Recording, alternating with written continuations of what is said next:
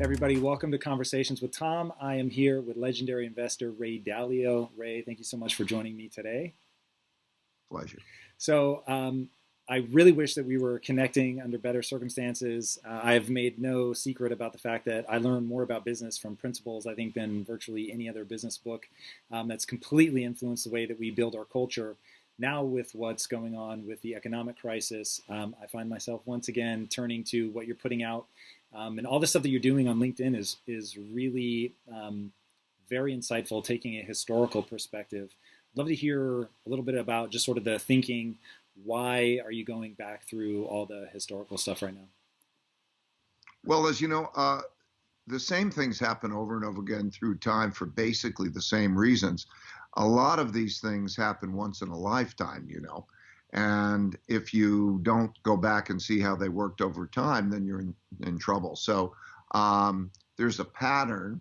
I could describe the pattern, but there's a pattern that happens over and over again, and we're in a particular spot in the pattern. And then to understand it, not just because it happened before, but to understand mechanistically how it happens, and then one has a sense of how to deal with it. So speaking of the mechanisms, what's influencing this more? When you started looking back into history, are you looking for this sort of moment in the debt cycle, or are you looking for pandemics, a collision of the two? What do you think influences this more? Well, pandemics come along occasionally, but anything that's important. Let me say the three most important circumstances that existed before we had the downturn, which was caused by a pandemic, but any downturn would have produced the same results. The three most important things that are happening in the world now are that we're at the end, late in a long-term debt cycle in which central banks cannot control monetary policy the same way. They can't lower interest rates. They can't get money to a lot of people who need the money in the traditional way. So just like in 1929 to 1932, there was a debt crisis that came as a result of an excessive amount of debt in the boom years. And then when you have that in 1932, we hit zero interest rates.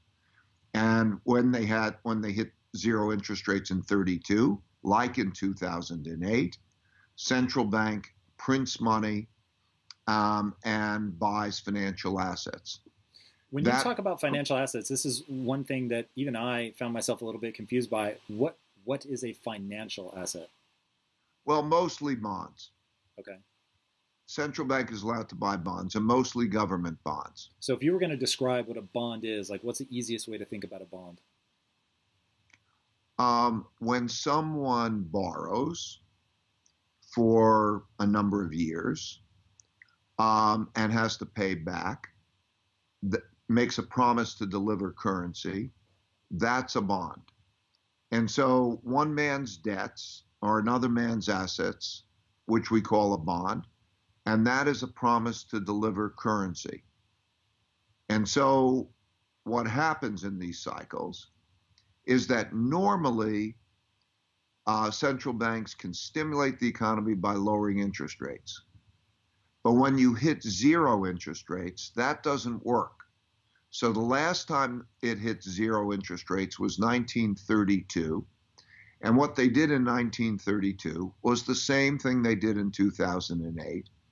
And that is that the central banks prints a lot of money and buys government bonds. And so we're doing that now. And just to be clear, the reason that they're doing that is so somebody has bought a government bond. The government is basically saying, hey, you, dear person, lend me the money. I'm going to build something, roads, whatever, but I'm going to pay you back in a year, 2 years, 10 years, whatever, plus interest, I would assume. That makes it worthwhile. And the reason that the government is going in and buying those is to get back liquidity to the people that have loaned them that money? Yes, because think of it this way. The central government, and also companies and individuals, don't have the capacity to create money. So the central government has the right to determine, they can tax people, they can get money from people, and they can spend money on whatever they want to spend money on, but they don't have the right to print money and create money and credit like the central bank does. Central bank is the Federal Reserve. Similarly, the Federal Reserve does not have the right to spend money and determine how it's spent. That's for Congress. All right. So when, before, because this can get so confusing, and I'll play the role of the layman here and just make sure that we walk through things. So the Federal Reserve, I think most people think, is a department of the government, but they're not. Are they a private bank? No, they're a part of the government that the system has put into place so to get the creation of money out of the political system. Okay, so it sits sort of outside of the political sphere of the government? It is within Congress, but it has a set of rules, like the Supreme Court has a set of rules. That means that the president can't control it, the Congress can't control it, that it's operating in a separate way. And so the important thing to know about this crisis, and that it happened in the 1930s, is that in order to get the checks that we're needing, a lot of people, a lot of companies need checks. Now, where will those checks come from? So there'll be checks from the government. The type of support we're going to receive is two types of support. Where does all this money come from? So the government, when they say, I'm going to pay more for unemployment insurance, or I'm going to give you a loan for a small business, or so on, where do they get the money from? Well, they either tax it, but if they tax it, that's bad. So the government, they can borrow it. That's what a deficit is. The government runs a deficit. And then the question is, who's going to borrow it when everybody's financially strapped? And the Federal Reserve says they have the power to print money, and they will say, I will borrow it and I will lend you the money. So the Federal Reserve is lending the money, and it is also lending others the money. All right, so really fast, when they print money, are they literally sending a Brinks truck with bags full of cash and distributing it through local banks? No, money is digital. Okay, so they're literally just making ledger adjustments in a digital file somewhere. Right. The important thing to know is that all that we think about money is not limited in any way, like there's a certain amount of money out there. It's all make-believe. It's all digital. So they could change the digits and then they can create money. Now that's an important consideration, because if they can create money so easily, how do we know it's going to be of value when they're creating a lot of it? That's one of the considerations that are being faced today. But the main thing to know about this, stepping back for the big picture, is that every individual, every company, and every government has a certain amount of money that comes in the form of income, a certain amount of expenses, and then a certain amount of savings. So you do individually, and all your listeners do. And it works the same way for everyone, so that if their income falls and they to be less than their expenditures, they're in trouble unless they have a good savings. And then they go to the savings. So all around the world, there are lots of entities that are in trouble in that way. So the government, the two parts of the government, the U.S. government, two parts, want to give checks to people. Now, it's difficult to decide who gets it, who doesn't get it. But if they don't give checks to people or to companies, those will go bankrupt because they may not have enough savings. So you saw J. Crew just went bankrupt. And you'll see others go bankrupt because they don't have enough. And so when they go bankrupt, then that's a whole other process. So in order to prevent that, they have to give money. And so they print money. We call it print. There's not even paper much. It's digitally create money. and then that comes in the form of loans. Okay, so basically they're digitally creating money which they're allocating to the government, and then the government is deciding how to disperse those funds? Yeah, the Federal Reserve will buy government bonds, so it's a transaction of buying it, Mm-hmm. and they will also buy private bonds. Okay. They might pick a company, many companies, and they'll say, "I will buy your bonds," which is the equivalent, "I will lend to you," and that's what happens. Okay. And that's happened through history. So what we're going through is the same process as happened in the 1930 to 1945 period. So, as I was saying, there are three important things. That is one. The second is large wealth gap. Third is that we have a rising power in the form of China emerging to compete or challenge the United States leadership. So when you have these three things together, it's a challenging mix, and it's happened repeatedly. Less effective monetary and credit system makes it, they have to print a lot of money, can threaten the value of money. Second, when you have a large wealth gap and you have an economic downturn, people are more inclined to have conflict. So how that's dealt with, we're going to reconsider how that wealth will be divided. And that'll change taxes and relationships. And then the third is we're no longer in a world order where the United States is the only dominant power. These three things existed, and the most important things existed. And then we had the downturn in terms of the virus. So you could think of the virus like being a tsunami that came, and if it went, and if we had no more of it, it still would have left a lot of economic damage. So in all different ways. So the economic damage has to be understood and dealt with. Yeah, so the understood and dealt with is exactly why I wanted to talk to you. So I think that people that are familiar with finance and financial institutions and how the economy works and all that, they'll find their way through this. But for the average person who doesn't understand a lot of this, like when you look at this historical perspective, I find a certain level of comfort in that because of the notion of another one of these, right? So we've seen this before. Maybe we haven't in our lifetime, but historically people have. So what can the average person take away from that? They don't have bonds. They don't think like that. They may not even understand what their 401k is, or they may not even have a 401k. So how do they navigate this? Is it just head down, do your best to weather the storm, or is there actually something that they can learn from the historical perspective and move on now to make this easier for them?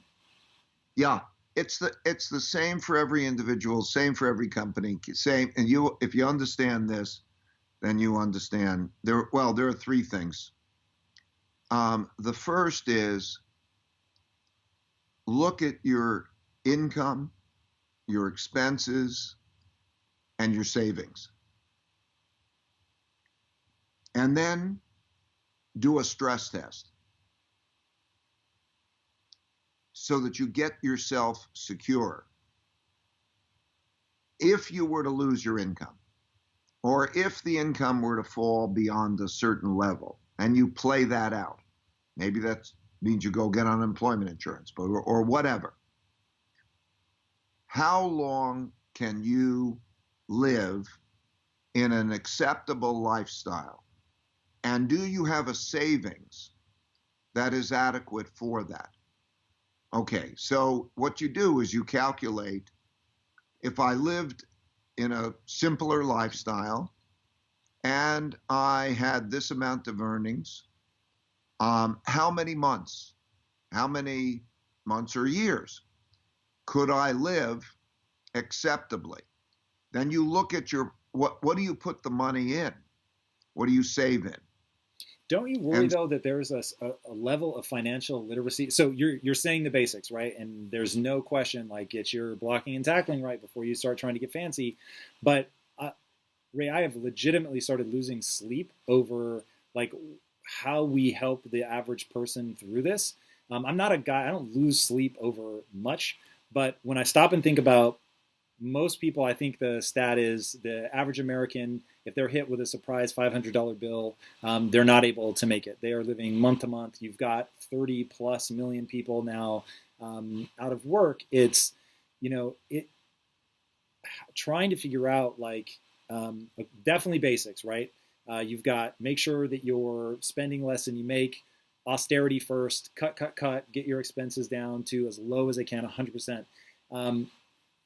What I'm hoping for is that there's I don't know, there's something that we can see in this kind of transition where either you've got a new rising power and there's opportunity with that. I'm trying to find that sort of ray of hope for people of what they can do to be proactive, either to generate more income if they've lost their income or to be more proactive in their 401k. I think about personal finance the way I think about health. And right now, I worry that people are outsourcing everything to somebody else, to the government. They have a wait and see approach. And what I'm desperately trying to figure out for myself is what level of proactiveness, of learning about their health they can do to try to weather this storm. Because short of just saving and cutting expenses, and maybe that's it. Maybe there isn't any more that they can do. But I guess that's my direct question. Is there something more? I mean, you know the parts, right? It's income, expenses, and savings. Okay. Now you can go get the money. Maybe the money comes in and you say, okay, my unemployment benefits are going to be this, or my this is, but those are the parts. Then the issue is how clever are you at dealing with those parts? Well, let me ask it another way then. Who should they be voting for? Like when you talk about a beautiful deleveraging, which one you should probably define that. So you've looked at this stuff so many times. It's really, really quite breathtaking. That there are ways to do this well. There are ways to do this poorly. We're in an election year. I consider myself like the most apolitical human being on the planet. But when I stop and think about, okay, well, if I'm an average person, and let's say that I'm really doing my best, I'm doing the blocking and tackling, I'm saving what I can save, I've cut my expenses back, I'm earning, what I can. Let's hope that they either have kept their job or were able to quickly get another job. How should they be thinking? Like, what is the right way to go through this deleveraging at a political level? Maybe politics isn't the right word, but like at a higher level. Well, I'm I don't know what you want me to say. I think that each person should understand. There's a certain level of basic understanding. First, take care of yourself, and then, you hope that you have smart people who I think will. Most important thing is that they're smart in being able to engineer an economy that will increase the size of the pie as well as divide the pie well.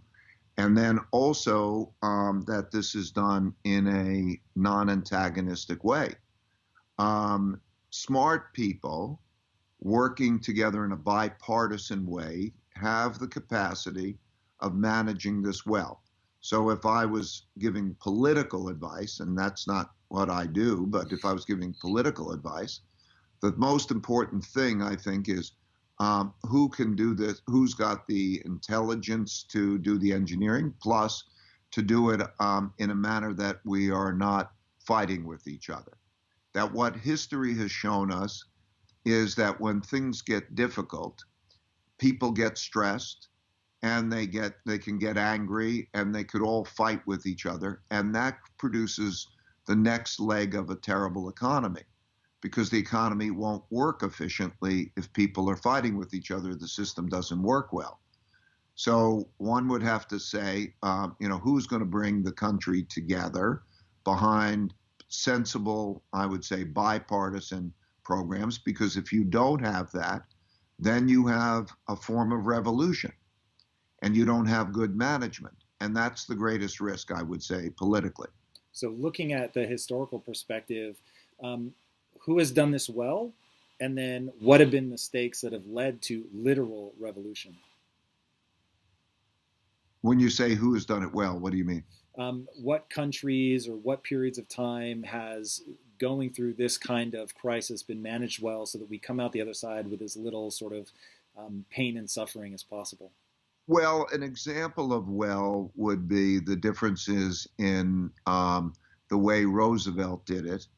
So again, 1929 to 32, interest rates hit zero. They print money. We had a large wealth gap. And then they sat down and they figured out how do we keep it orderly and how do we change the circumstances with whether it's taxes or how do you reorganize it so that the system works well. There is a risk also at the same time because the world is going through that. There's a risk of conflict. So in Germany, Hitler came in power in 1933. And he came in power in 1933 because there was a lot of internal fighting as to try to produce order because everybody, the left and the right, the communists and the fascists, and they're all fighting about wealth because everybody's fighting about wealth when you have a downturn. And then they were democracies. 4 democracies existed then that chose not to be democracies because they became so disorderly that they wanted some strong leader to take charge and run the country. And then, of course, we had a bunch of those types of leaders, and then they had a war. That's how World War II happened. So when you look at that, that's kind of the political landscape. But back to the average man in terms of his finances, I would say the important thing is those 3 elements: to have a plan, and maybe to have a plan with both your family. How do you get down when things got tough, and then you have to look at what happens in policy. Well, policy depends on the person. Some people would understand more about policy than other people. So it depends on what they should do. Depends on what they're able to do well. As we sort of step back and start taking a longer view of this, what's the role that you see education playing in? When I grew up, it was just assumed I was going to go to college. I did go to college, and I would have, for a very long time, told everybody they should be going to college. Now I've sort of cooled off on that in terms of the debt that people are getting into. I know you and your wife are working a lot in the school system there in Connecticut.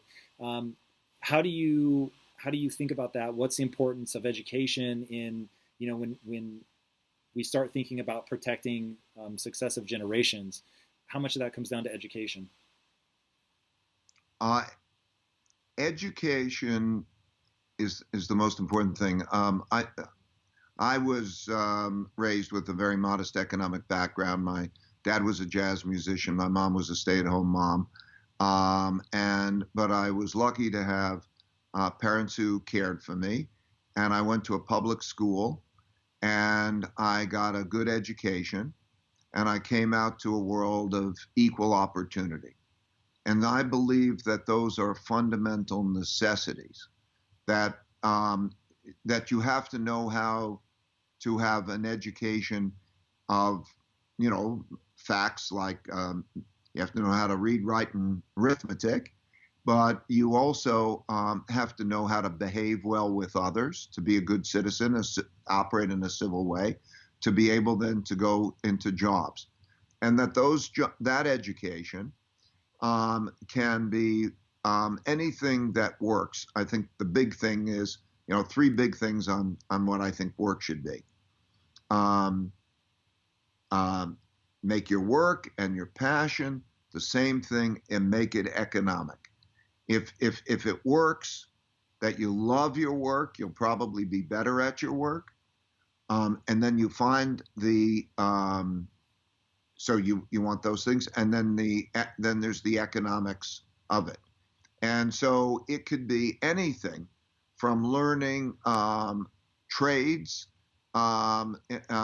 whatever it may be. Education certainly does not have to be college. College is overemphasized. and having a good, productive career. When I watch these remarkable people who are on the front lines of dealing with this virus situation, and I look at them, some of the greatest people are the people who have the capabilities of doing certain things that are not have nothing to do with going to college, and they're on the front lines and they're contributing a lot. And so so in education and civility, but that means that there has to be equal opportunity. So yes, what my wife and I have done is we're particularly heartbroken or disenchanted with poverty affecting children and high school students having the equal opportunity of education. So our particular focus in Connecticut, we made a donation, a large donation, $100 million donation to the state of Connecticut for them to match, and are working to get those students through high school, but it could be trade school, and into jobs and to be able to be productive. So you look at all societies, and these are the things that matter most. The society becomes a fairer society when there's equal opportunity for education. And also, it becomes a more productive society because the opportunities, when extended throughout the whole population, means that you get more people on the basis of merit. Right now, that system is not operating in a good, effective way. For example, people in the top 40% of income will spend about 5 times as much money on their children's education than those in the bottom 60%. And that's neither fair nor productive. So I think that these types of questions are going to have to be examined by policymakers in a bipartisan way as we go through this. But yes, in answer to your question, it really starts with good total education, the good raising of children in terms of their actual formal education and their informal education, and then going out and having an environment of equal opportunity. So one thing that I know you have leveraged to tremendous effect, and this is the very thing I took from principles that changed my life, is to stress test your ideas, to put them out there, to ask, how do I know I'm right? So like I said, I've really been losing sleep over how I can be most helpful in helping people navigate all of what's happening. And I have come to a conclusion that could be pure delusion. And I would love to know what you think. It's along the lines of education, which is why I was asking about that. So my obsession is skill acquisition. I think that, so the advice that I've been giving to people, if you've lost your job or not, like we have spent probably the last 10 years, maybe more, in an employees market. They've really had this election. They've been able to put a lot of pressure on employers. And now you're seeing a flip, and you're seeing this is going to be an employers market. There's going to be a lot of people. Obviously, there's north of 30 million now. It's going to be a lot of people looking for work. And my thing is, if you want to get your ideal job, you want to make your passion something that you're able to pursue, you've got to be able to outperform other people. And I would say the same thing to a kid that's coming up, somebody that's about to graduate, whatever. Like, you've got to be better than the next person. You've got to build a skill set that allows you to excel. And my thing is, like, you are living proof of one simple thing. If you can outperform people, there really is no cap to how far you can go. You put your money where your mouth is when it comes to an investment strategy. Obviously, with Bridgewater, you guys have just outperformed people. It's really been quite extraordinary. And yes, people need to save. Yes, they need to focus on where they're getting their income from. They need to practice austerity measures, all of that. But ultimately, people can propel themselves forward if they're out there learning, growing, getting better, pushing. I would go so far as to say even being aggressive to try to continue to move up. But it comes down to recognizing that skills have utility. They actually let you do something. They let you outinvest somebody. They let you build a better house or a better bridge. And so what I want to see people do through this time, I just think most people will be obliterated mentally. They're going to get scared. They're going to panic. They're not going to be able to think clearly, and they won't put themselves on a path to excel. So wonder what am I missing there? Because I know that people don't, that is not a popular thing to say right now. Not something that I get a lot of negative feedback from people. It's like basically pull yourself up by your bootstraps. So I'd love to understand like where the flaw is in that thinking, where when you talk about there not being equal opportunity, one, what can people do to right that ship at a personal level? I get at the higher up systemic, the way that we address it through policy and things like that. But at a personal level, is there something people can do? Well, I think you're exactly right. I think that though is short of specifics and that particular action. And the question is, who can help them? So yes, if they're wily and hardworking and clever enough, they still need triangulation and help to find out where is the training program, what is that skill. They can't do it alone. They have to do it with the help. And I would recommend. I did two 30-minute videos. One is Principles for Success, a 30-minute YouTube video, and it's about an approach to life that a lot of people, something like 14, I don't know, a lot of people have seen this. And I would say it's worth your 30 minutes, I think, in terms of an approach to life. And then there's also, if you're interested in the economy, I did a 30-minute video, How the Economic Machine Works, in 30 minutes. And that had a lot of views, more 14 million, I think. And it was liked. So I can't tell them in this very brief interview how we're going to exactly who will get them that training and that capability. But I think you're right. Skill that you love, that sells, is what you need. Now you go to each person has their own particular way of possibly getting that. To some case, it might be a start low in an organization and work your way up.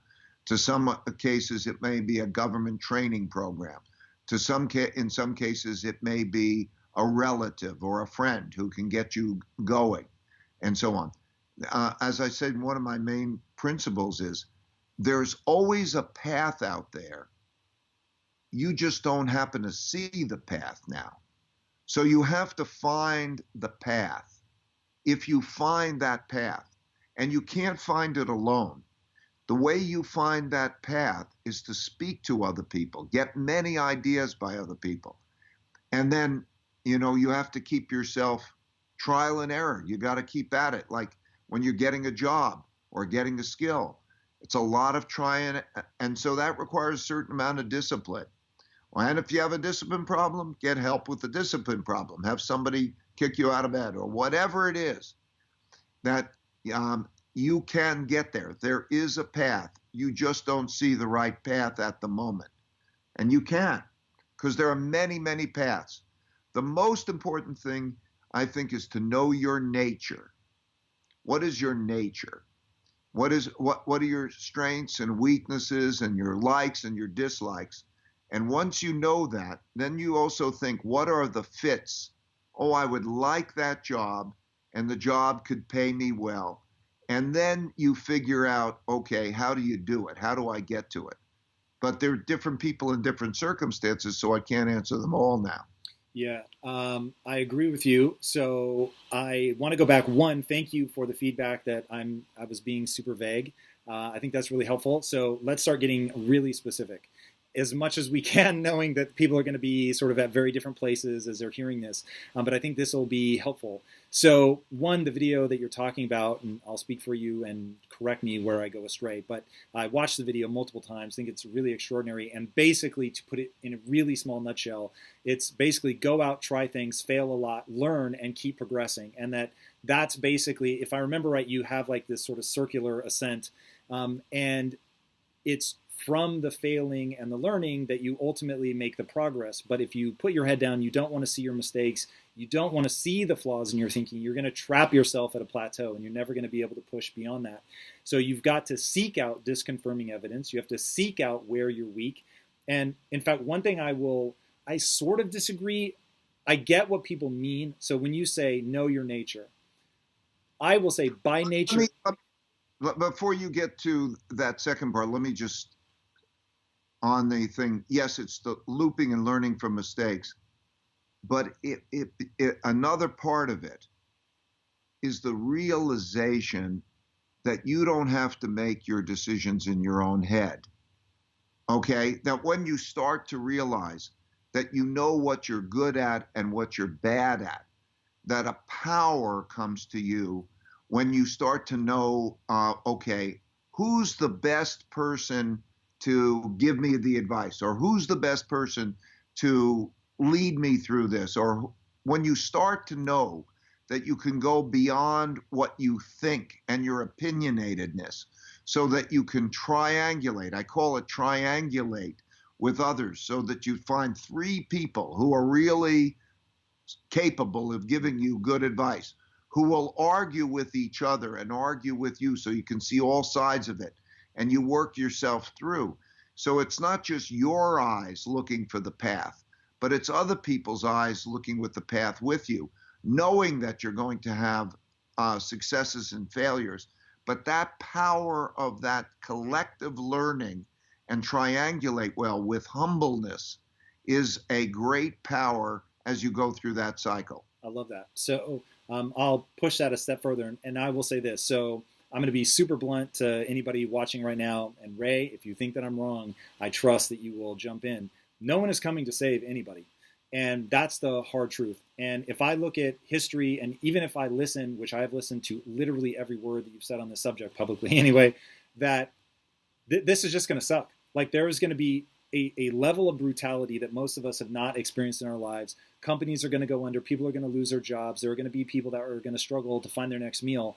And what I want people to understand is, just like you just said, you can triangulate, you can get people to help you think through, but I want them to understand that they can do that in a book, at a library. They can do that online if they still have access to the internet, which as of right now, even just going to the library, you can get access to being online. You changed my life before you and I ever met. I read your book. I didn't even know who you were at that point. And somebody just said, hey, you've got to read this book. It's got really powerful ideas on trust and creating these hard principles out of all your mistakes. I read it, immediately recognized that this aligned with what I call the physics of being human. It was so in line with removing my blind spots, getting people acknowledging that other people are better than me at certain things. And so while I take a little bit of an exception, because I think that you can't say what you're good and bad at until you've been at this for a long time. You've been trying, you've been pushing, you're learning, you're failing. Because by nature, I'm lazy. I am not very bright. I think there are people that can process raw data far faster than I can.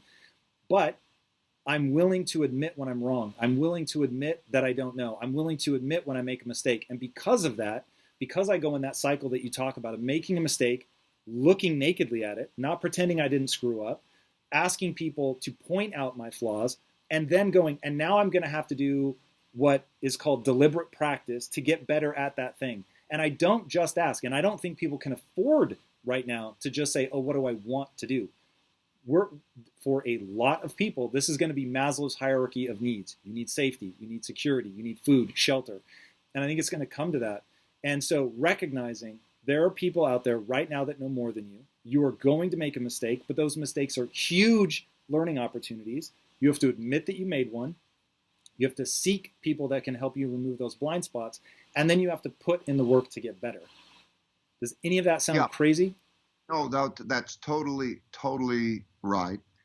And then it comes from once you have a fear that you might be wrong, but you have still the audaciousness and courage to go forward, you're a lot smarter than the person who thinks they know. There's a quote that Jefferson said, "He who knows he knows not is closer to the truth than he whose mind is filled with falsehoods." And so when you know that, and then with your character and your determination, you go forward.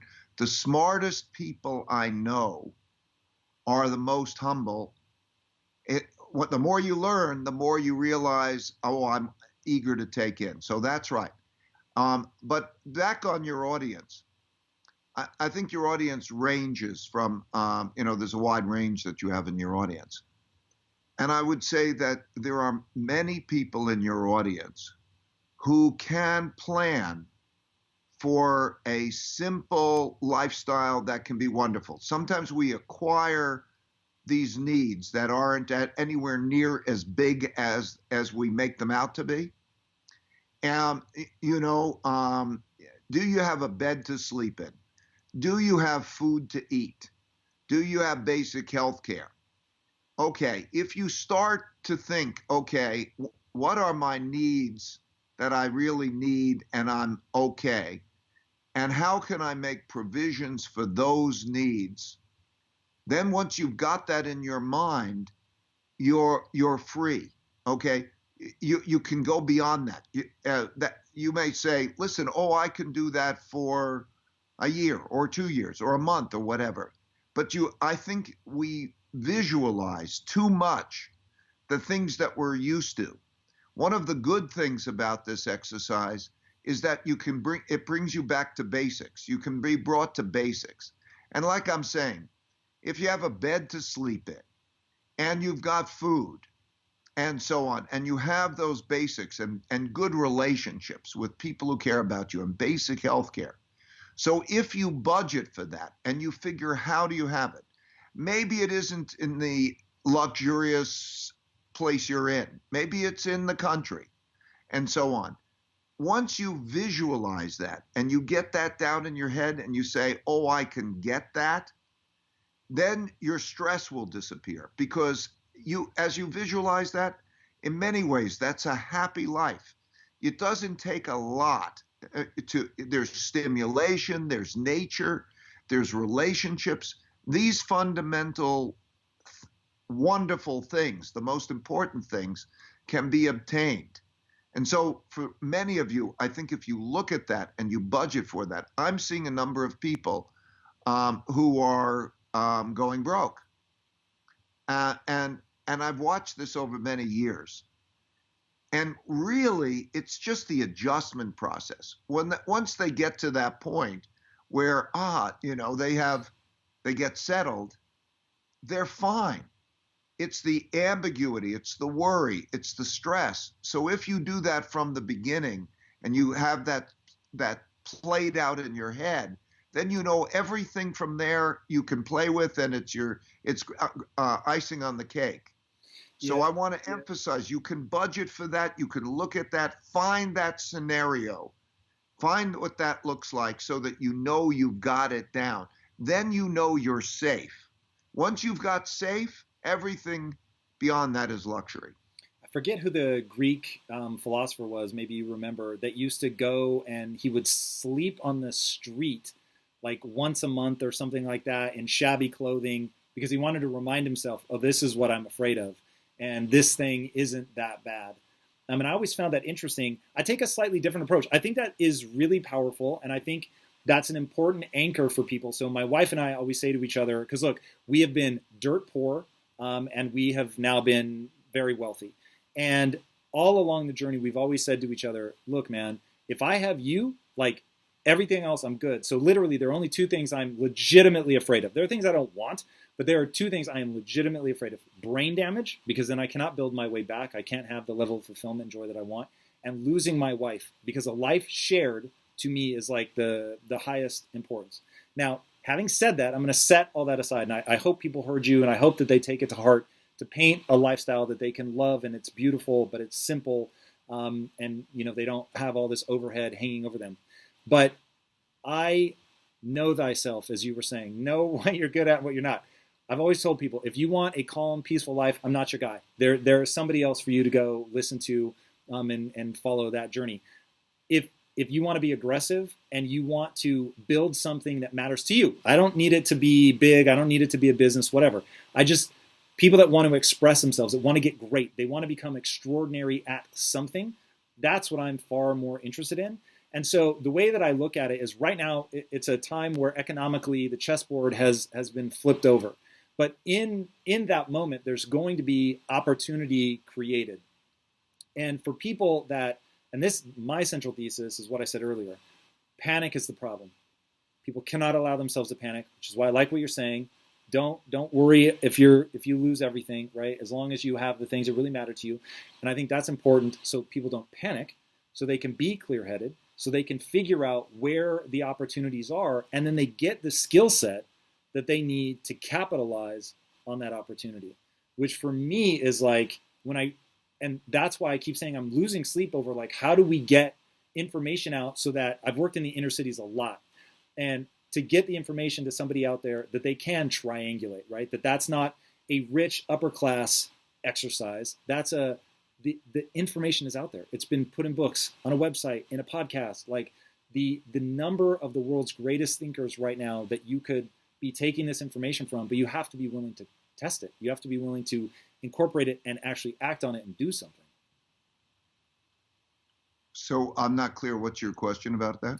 Not so much a question is I'm presenting what I think are ideas that I want people to run with.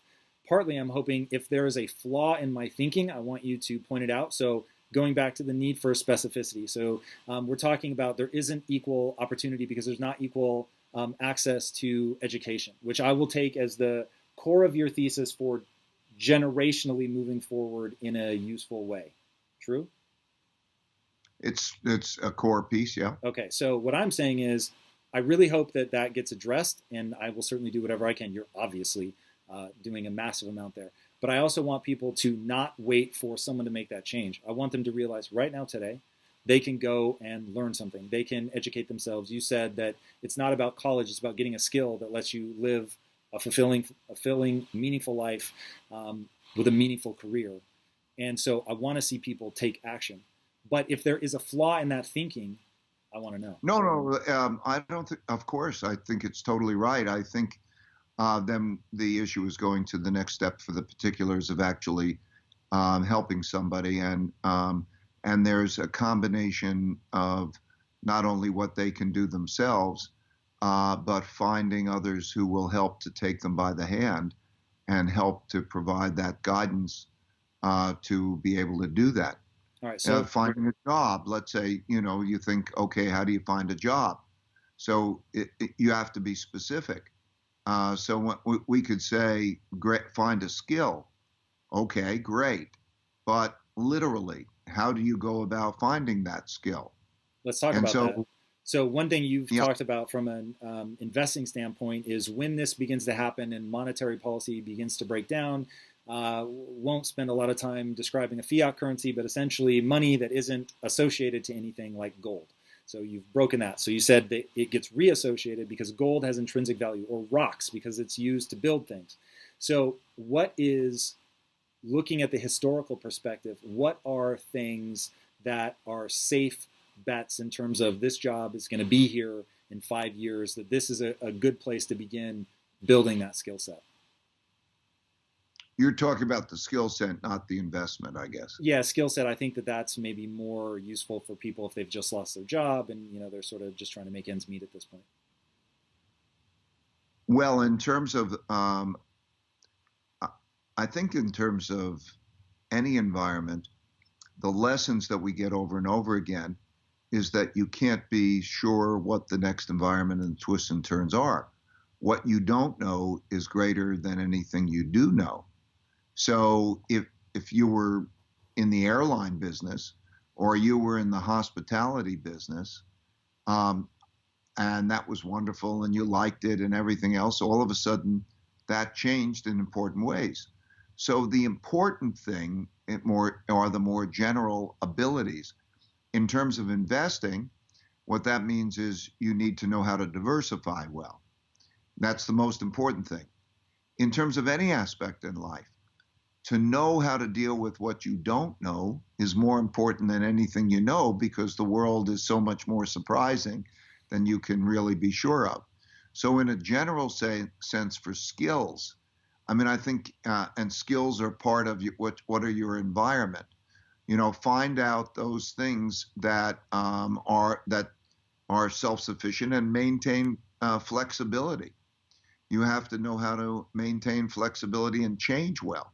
If your career is in one area, You have to know how this, you have to develop the skill for changing a career. And that all comes down to knowing how to find the path, to know how to triangulate well with others. I want to talk about So, that. You've done such an extraordinary job, Ray. I truly stand in awe of being able to go and learn a new area, a new um, element of the world. When you announced that you were going to be taking this historical view and that you were going to go backwards, I mean, something like 1,000 years or however far you went back. How do you begin that research process? So, for somebody that's like, I want to invest my time wisely, what is sort of a high level way that you approach learning in general? well, for me, it's a lot of the alignment of the three things that I said before. What is my passion? Um, then, knowing my nature, what is my passion? And can I align my work to my passion? And then, does it pay adequately for me to take care of my needs? And for me, I do that because it's my passion. Um, and so when you find your passion that's aligned with your work, if you can do that, But how do you go and about learning something new? So when you started researching the historical context of what we're going through now, is it picking up books? Is it well, for me, you see, my nature is I'm extremely curious. Okay. And I love my game. My game is to learn about the world, interact with the world, and bet on it. And I'm very curious. So it might be whatever your game is. Like you've got a game. Okay. That's why you're interviewing me. Because that's your passion, that's your game. And if you can line those three things up and you know your nature, because if you know your nature, you can find your role. You want to find the right role for you, right? It's not just go get a job and, it might say, I would like to be an architect. Well, I mean, you have to know your nature and then you can find your role. And so I'm hesitant to say that what is true for me is true for somebody else. So when you ask me what, like, okay, those are my big things. Meaningful work and meaningful relationships. Like relationships matter a huge amount to me. So if I can have a work that feeds my curiosity, that I'm passionate about, and that pays me adequately, and and I do that with great people, those are the things that feed me. And so you have to know those things that feed you. Like I like the big picture. Somebody might like details. You have to pick those things that are for your nature and align those things I'm talking about. and how did you specifically go about starting this big research project? Did it start with a book? Did it start with reaching out to historians? No, no, I mean, in a sense, the journey started out when I was 12 years old and I caddied, and and then I took my caddying money and I had newspaper route and I did a number of things like that. I took my odds and ends and I put it in the stock market, and then I got hooked on the game, Do you and ever then think I about the nature of questions in that process? Like that, so I think it was Tony Robbins that said, if you ask a better question, then you're going to get a better answer. And basically, questions are going to control the outcome. Do you focus on what question you're asking and trying to answer, or is it something completely different than that? questions. That's right. It's the hunger to know. You'll notice it different in people. There will be people who, wow, you listen, good question, good question, good question. Then there will be people who can't ask questions, that they're just telling you what they think. They almost, you think they're acting smart, they think they're acting smart, and they're the stupid ones. The smart ones are, oh, question. Now, how do I go? I have to find the answer to the question. Next question. because the questions and the power and the pull to answer those questions and so on is the thing that drags you forward, and it's excitement. Do you have a pull? Okay, what's your pull? Yeah, it's all in questions, I think. It's all in a journey. Life is in a journey, an adventure.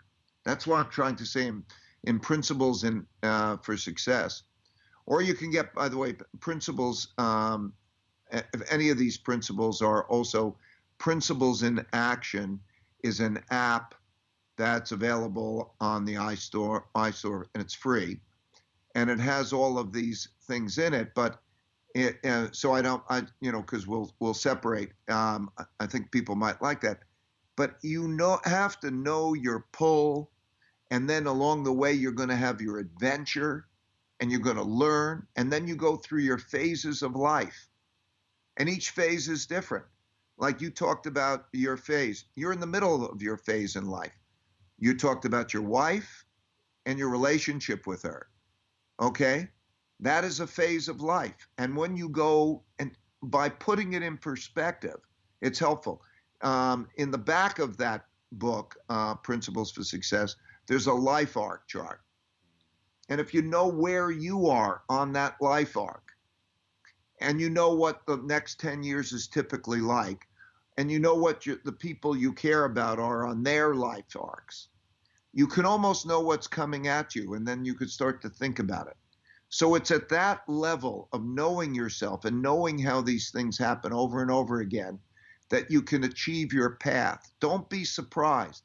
Most life is the same things that happen over and over again. You're born, you probably have parents to take care of you. Maybe you have one, maybe you have two, but somebody does.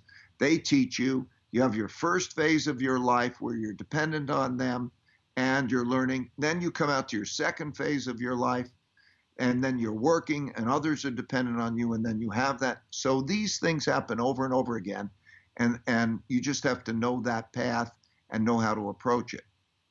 So really fast before I let you go, you're working on a new book, The New World Order, which I find very fascinating, and you've been publishing some of the chapters on LinkedIn. What do you think the odds are, just to really go back to the finance side of this, what do you think the odds are that America remains the reserve bank and the reserve currency? And if it's not us, who do you think it will be?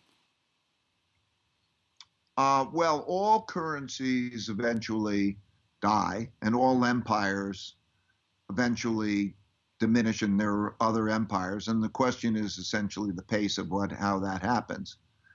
I think that, but for most of your listeners, it's most likely going to happen in a way that's tolerable if you can manage it well. Think about the decline of the British Empire, and you see people who are living in London and so on. It's not that the world blows up, it's that they have to readapt, and they know how to readapt. And so I think that we're going to come through more difficult times. I think the next 3 to 5 years will be difficult times in ways that haven't existed in their lifetime, but has existed in other periods of time, like the 1930 to 45 period. So to be able to adapt well, to invent yourself, again, to adapt, and to navigate that maybe with a perspective of knowing what those other times were like is the best thing to do. So the reason I'm doing that series on LinkedIn is to help people understand what those times are like, and then help them be prepared. The reason I wrote the book Principles is so that it's a particular approach, because the same things happen over and over again for basically the same reasons. And once you get that, and you have the self-discipline to know how to play the game well, then you'll be fine. So, one, where can people connect with you right now? And then I have one last question that I want to ask.